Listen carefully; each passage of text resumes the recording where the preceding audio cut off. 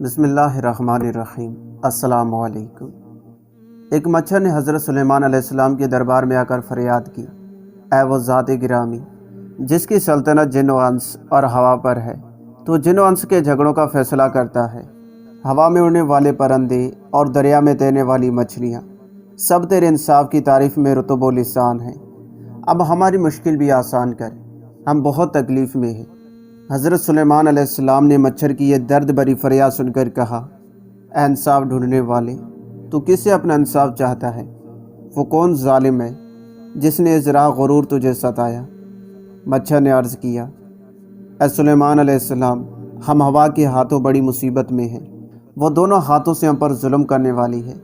حضرت سلیمان علیہ السلام نے فرمایا، اے مچھر، مجھے خدا نے حکم دیا ہے کہ کوئی فیصلہ اس وقت تک نہ کروں جب تک دونوں فریق حاضر نہ ہو۔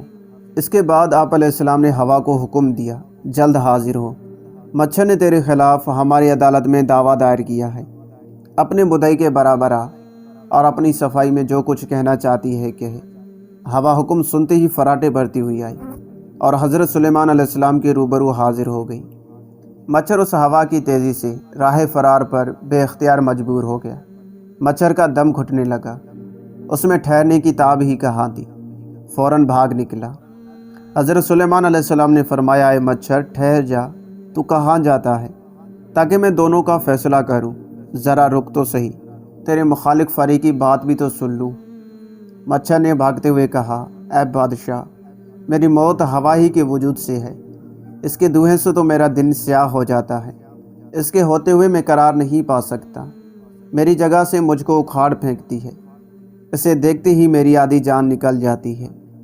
یہاں مولانا روم رحمۃ اللہ تعالیٰ علیہ صالحین کو تعلیم فرماتے ہیں کہ یہی کیفیت حق تعالیٰ کے ڈھونڈنے والے کی ہوتی ہے۔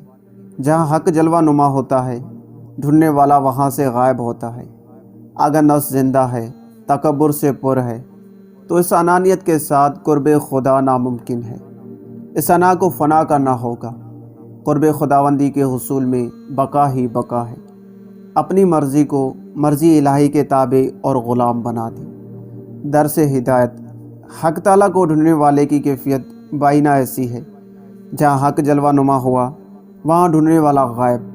حق تعالیٰ کا جمال ہمیشگی کے لیے ہے، بقایا ہر شے فانی ہے۔